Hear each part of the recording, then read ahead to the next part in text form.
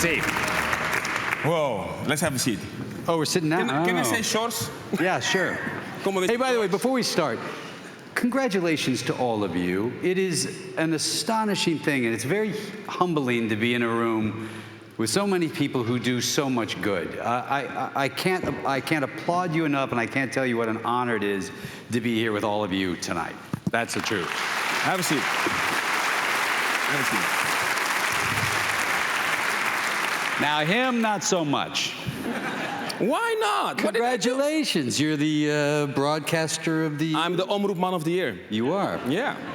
Well, that's only a title, and I mean, yes. You of all people understand that a title means nothing. It means nothing. It's just, I mean, global awards are more important, but the thing what matters is your heart. It does. It does. Although, you know, awards are nice, too. Of course. I'm not ungrateful. I'm thankful. Okay, I think you should be grateful. It was a very nice thing they said about you. Thank you. But being here, what is your perception of the Carré here and the Netherlands and what you see? I mean, you did say something to them, but I mean, I'm flabbergasted because it's my first time. Oh, it is? It is. It's my first time. Well, I'm a virgin. I have to... You are a virgin. There's just so many jokes you could make, really. I will say, to see all of these NGOs and all the work, you know, when John Prendergast and I, who've done many trips together, when we're on the ground in South Sudan or in the Nuba Mountains or places like that, we see Save the Children and we see UNICEF and we see all of you. And they're usually very young, 18, 19-year-old, very brave people putting their life on the line to help people that they don't even know. So I have such enormous admiration for what it is that all of you are doing. I can't tell you what, to sit here and look at every one of these organizations and see all the work they're doing, because it's the right thing to do, not because it's the easy thing to do, is spectacular. And you know, and all of you up there who do all the hard work for the Postcode Loterij, congratulations to you too. It's fun.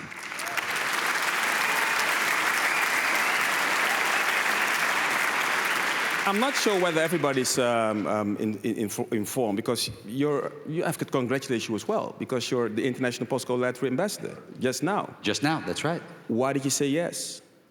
Well, you know, I met them a few months ago, and first of all, I find this sort of fascinating. Now, I don't know how we're going to do it, but maybe you guys can all help me out. We got to figure out a way to export this to the United States, right? We do. We just had, some people just won $1.4 billion in the United States, and you know, half of it goes to the government and taxes. We could do this so much better. We could, first the idea of sharing with your neighbors, creating a sense of community. Yeah, there's your neighbor right there. Fantastic.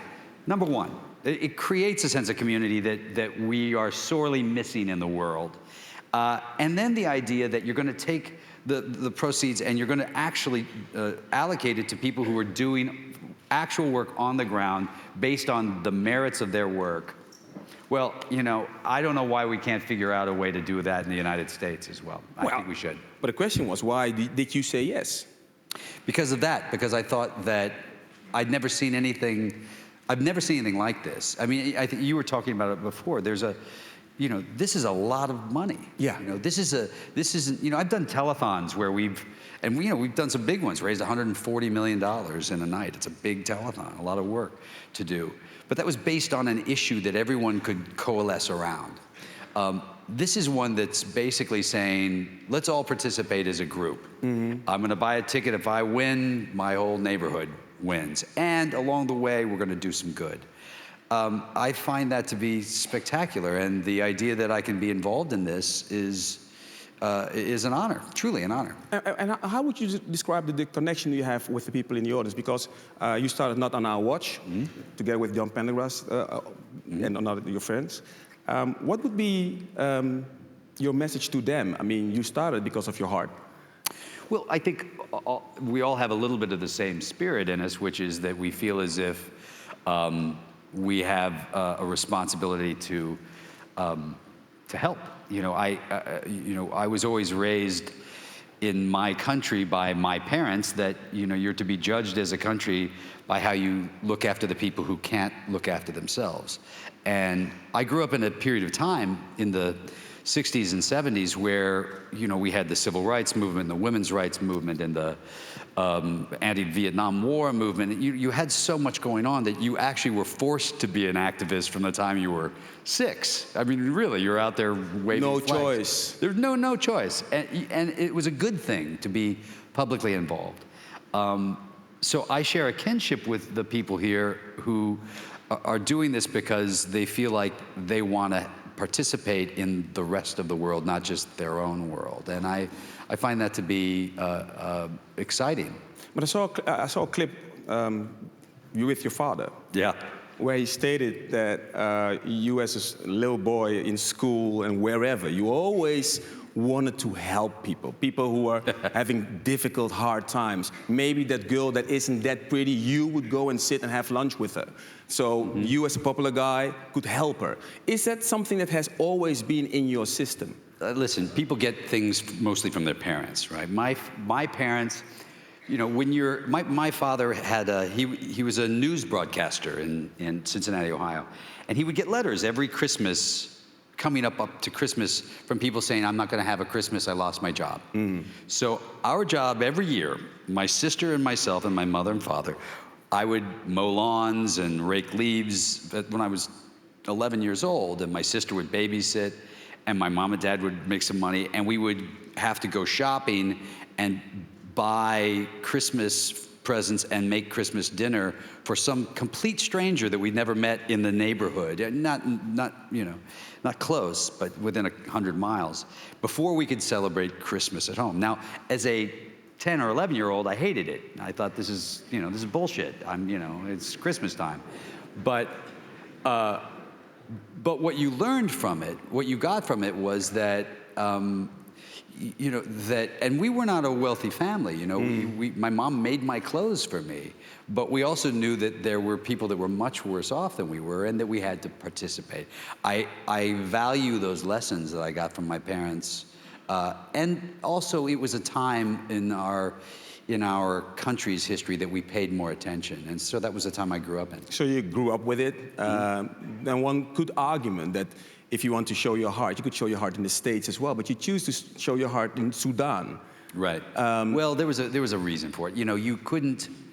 And there's some people here who've spent time there, and they'll tell you, particularly mid 2000s.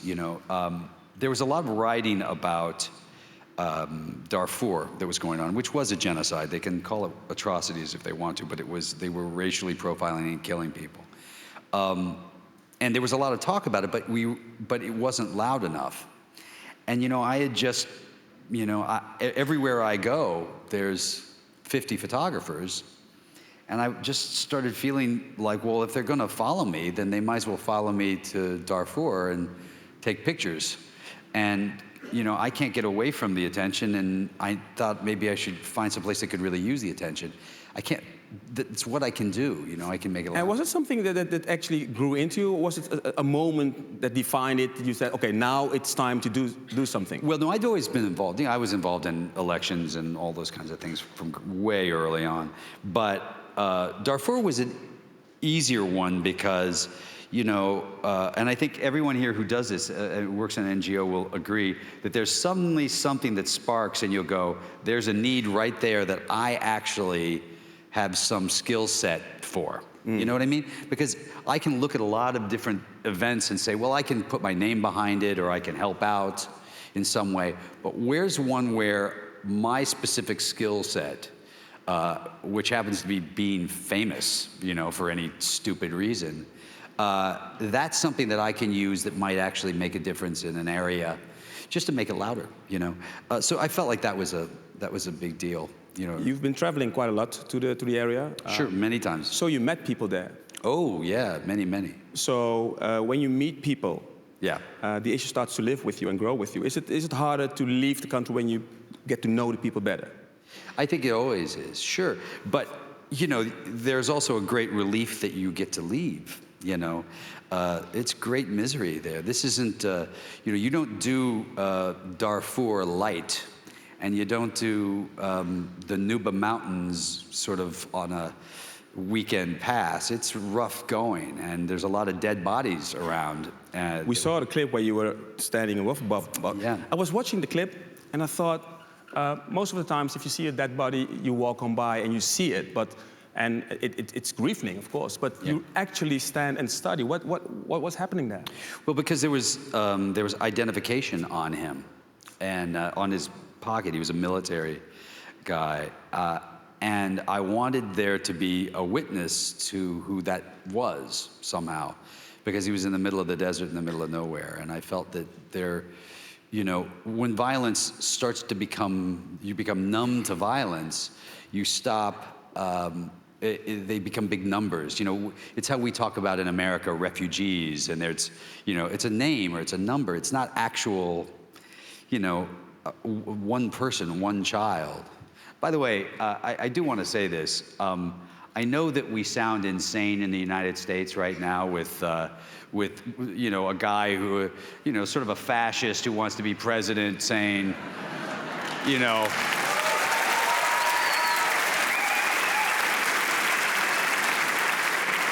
saying we're going to ban Muslims and send 11 million Mexicans back down and build a giant fence. And the truth of the matter is that's not going to happen. It's not going to happen. You know, I think it was Winston Churchill always said that the United States, you can always count on doing the right thing after we've exhausted all the other possibilities. But I know it sounds insane, this election process, and please just bear with us as we go through the sort of weeding out of xenophobia and fascism, but we will.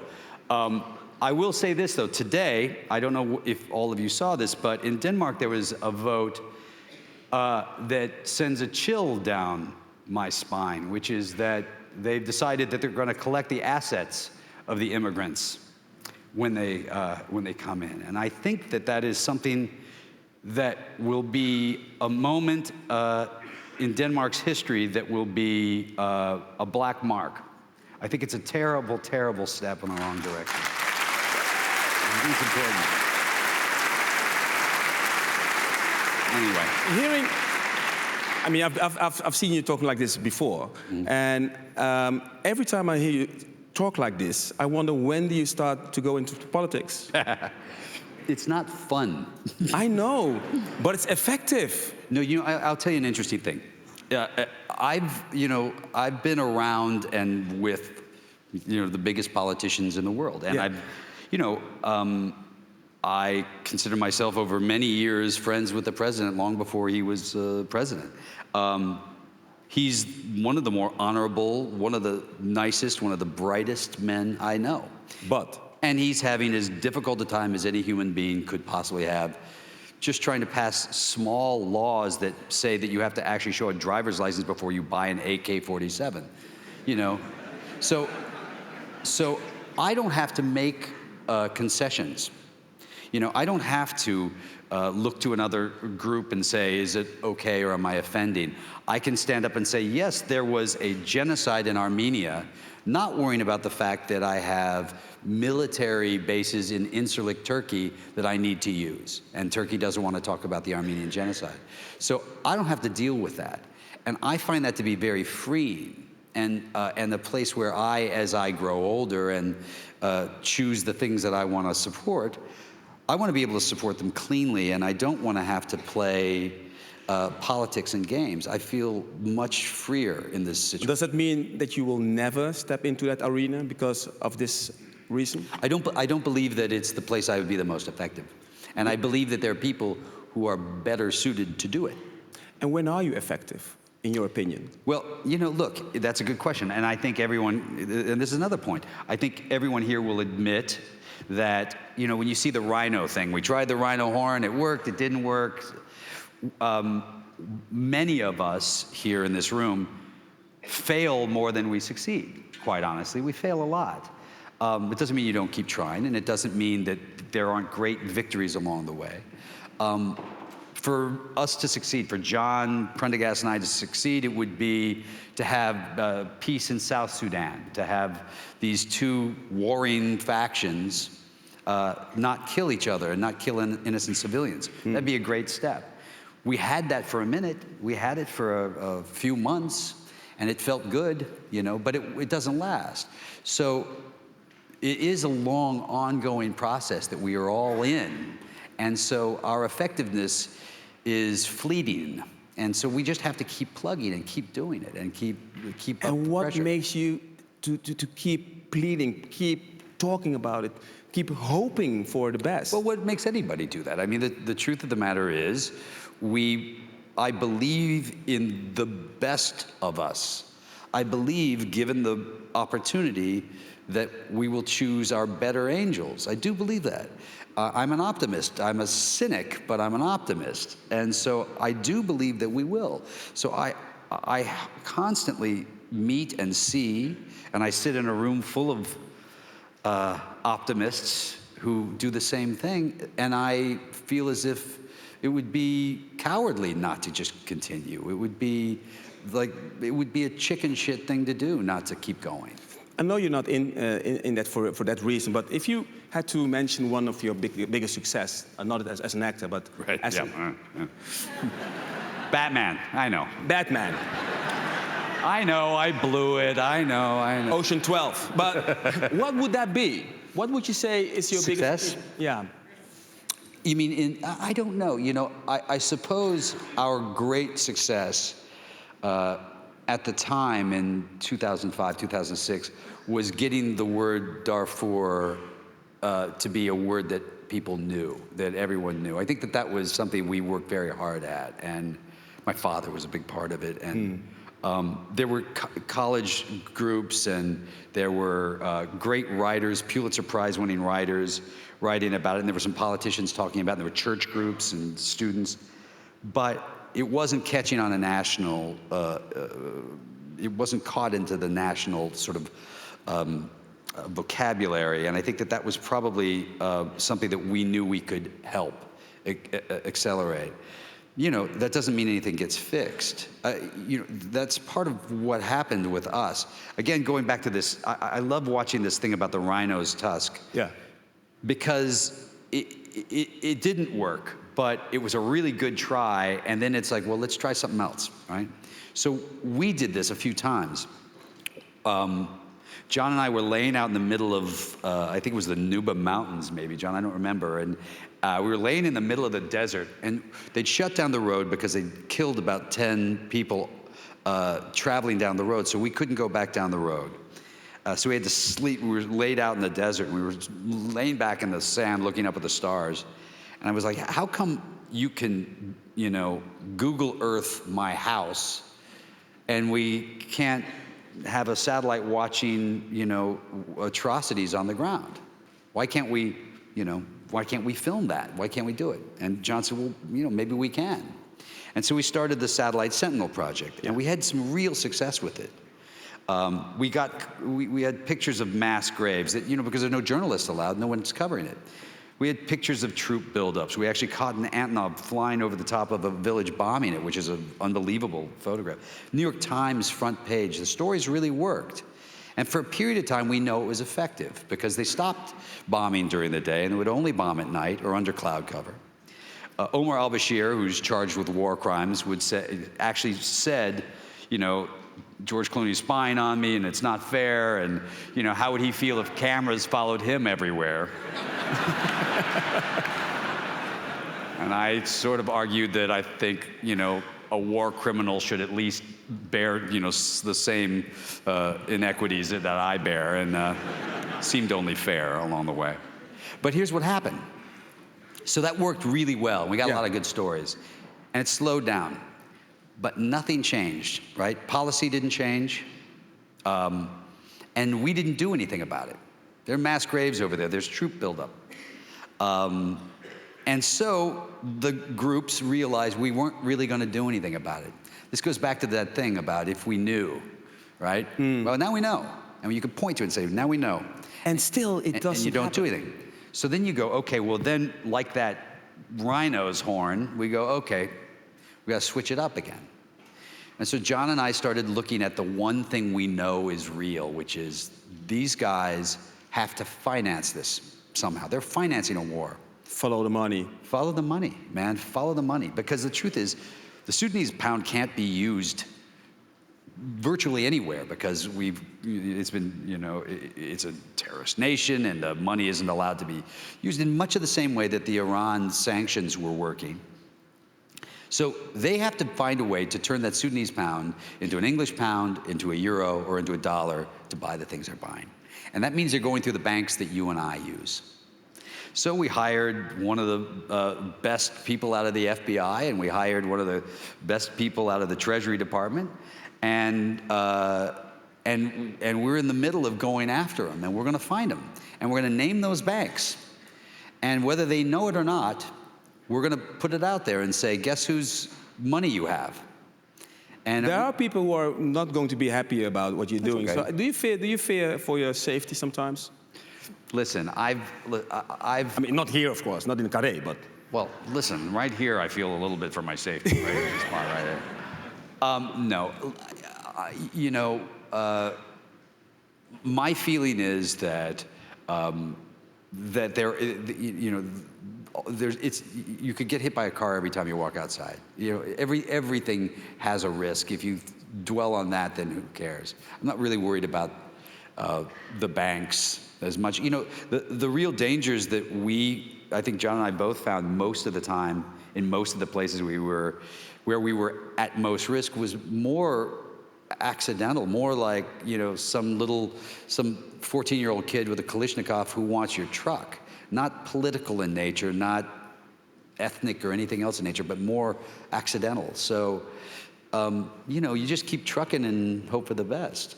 You got another big card to play, and that's the movies, of course. Yeah. You do amusement, yes. Yes. Do you see yourself in the future do more things like this, NGO kind of stuff in your movies? It's tricky, because the truth is, a lot of times, movies always sort of follow history. We never lead it. It takes you a couple of years after something happens to get the story made. Yeah. And a lot of times those stories moved on by then. But, I've over the years, I wrote Good Night and Good Luck because I felt that the news organizations in the United States abdicated their duty to ask questions of the government when we went to war. And I was angry at that. And I thought, if the other three estates, the legislative, the judicial, and the executive branches all abdicate their duty, then it has to be the press, because that's their job. And they didn't. And I think we went to war because of that. Yeah. And I wrote Good Night, Good Luck to talk about the last time we did that, and the press abdicated its duty. We did Syriana in 2005, where we had to try to talk about how you create a terrorist as opposed to just making them the boogeyman. That wasn't easy to get made in 2005, you could imagine. But there's been a lot of those films that, I like to take on subject matters that I find interesting. But, it would be nice if I could figure it out. It's not as easy as you'd think to just do it. So you would want to, but it's not that easy. You're looking for the great stories. You always want to. I mean, you'd love to. I mean, I saw Beasts of No Nation this year. And on Netflix. On Netflix. Just a fantastic version of things that we've seen in the Congo and in Darfur and in the Nuba Mountains and Abyei and South Sudan. All of those, and I was very proud that somebody made that film. We got Michael Borsato, who did Wit Licht. Yeah, oh yeah, yeah. On War Child. Yeah, that's true. I know. One thing to end off, because I know you're anxious to know what the Dutch National Postcode Loterij has for you in mind. But how was it here in the Netherlands? Because you had a crazy day. I mean, I had a crazy day. You must be exhausted, and you're not finished yet. We're going to RTL Late Night later on. I'm not finished. Listen, I spent half my day with Linda. I'm telling you. On the cover of a magazine. We had a crazy day. Yeah. Do you want to talk about? You want to talk about it? I don't want to tell you. Okay. No, that's part of. maybe we'll pull a card out and what we did there. No, it was a fun, and I'd spent a good about 3 months here in 2004 doing Ocean's 12 with Brad and Matt and John and everybody, and we don't remember much of that. Was it that boring? No, we shot a lot at like Damkring. We did some shooting there. I'm told. And I'll translate the Damkring. Yeah. Marijuana. Yeah. No. Oh no, not. But we did shoot there, so the whole crew was, it took a long time to get that scene done. I will tell you that.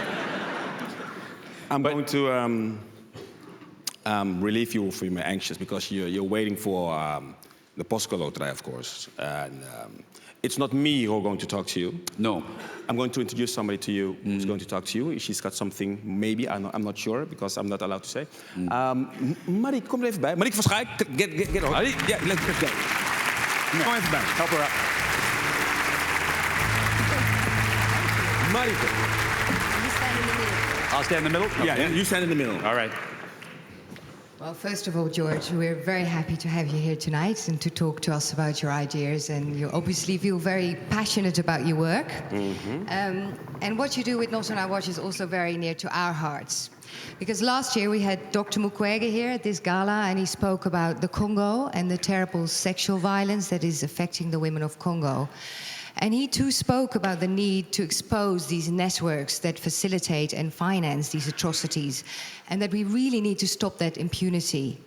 And that's exactly what you and John and others are doing in Not On Our Watch, and particularly with the Century Project. So therefore, I'm very happy to announce that Not On Our Watch will become a new Postcode Loterij beneficiary, and with the first contribution of €500,000. And there's the check. Thank you so much. Wow. John, come here. Come on, John. Pendergrass.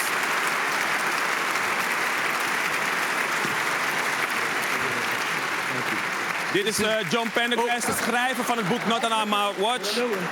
That's John.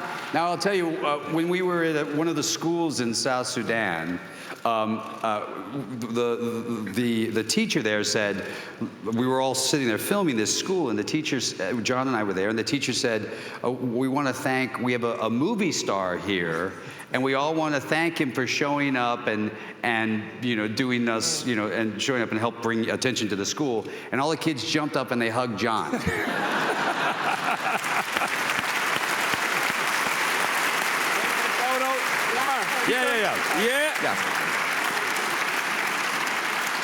Yeah. Okay. Thank you, Marie. Thank you so much. Thank you so much, Mr. Clooney. Thank you. Thank you, John. I hope you enjoyed your trip to the Netherlands. I did. We got another round to go. Okay. Have a seat. Are you going to have a seat again? I will if you want me to. Yes. Okay, I will. But first I step aside, and then the crowd will cheer you. No. George Clooney. Thank you, guys.